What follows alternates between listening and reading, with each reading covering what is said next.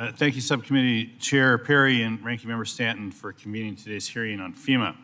The importance of this hearing can't be overstated with the recent tragedy in Texas, as it was a devastating reminder that disaster preparation and response is a life or death matter.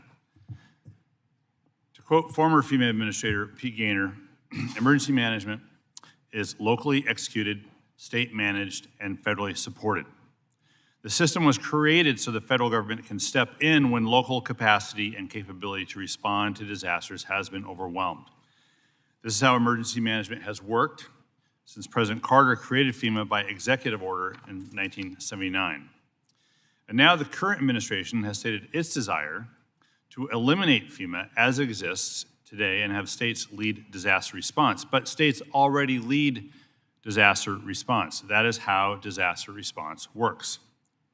Dismantling FEMA does not empower states. It just slashes the federal safety net that serves as a backstop for critical phases of emergency management.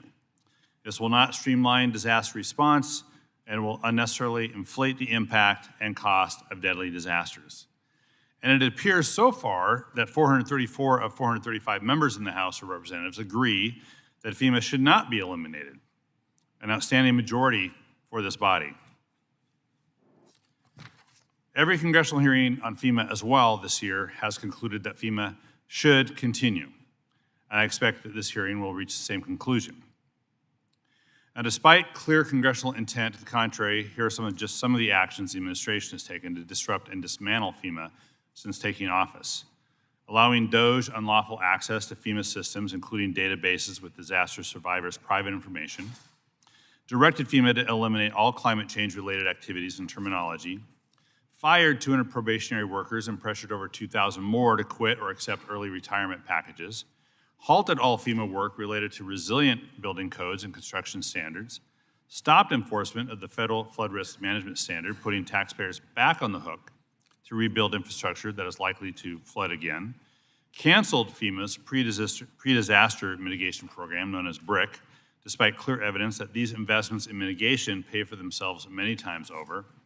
Ignored statutory deadlines to facilitate FEMA disaster preparedness grants, mandated a wasteful and inefficient manual review of all grant disbursements, freezing over $100 billion in payments, ordered every grant and contract over $100,000 to be personally approved by Secretary Noem before disbursement, and ended door-to-door canvassing to help survivors register for federal aid after disasters. Now, the culmination of these efforts paint a scary picture that this country is not ready for disaster season.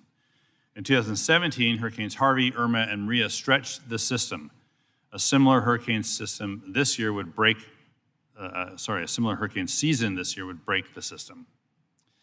So after reading your testimony, Mr. Richardson, I'm glad to hear that we both agree that FEMA should exist.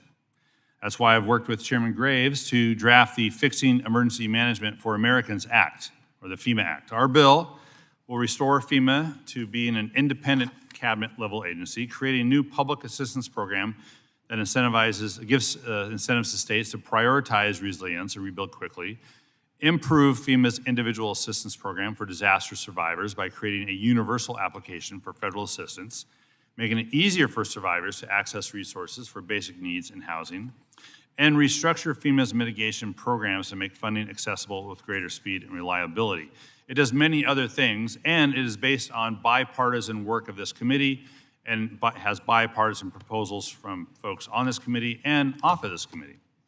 We'll be introducing the bill this week after months of painstaking review and incorporation of stakeholder feedback.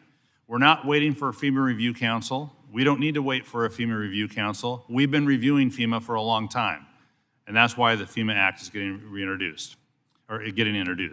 So I look forward to moving this legislation through the committee and to the House floor before and hopefully having it passed by both houses of Congress and signed into law. That is the process of making major changes to federal government agencies. Today, we're going to have a serious discussion on the current state of the nation's disaster readiness posture, and there will be some tough questions, Mr. Richardson, but please don't think we're asking them because we want you or FEMA to fail. We want you and FEMA to succeed. We desperately want and need you to succeed so Americans are safe from disasters. So thank you for being here. I look forward to your testimony and yield back. Chair thanks the ranking member. The chair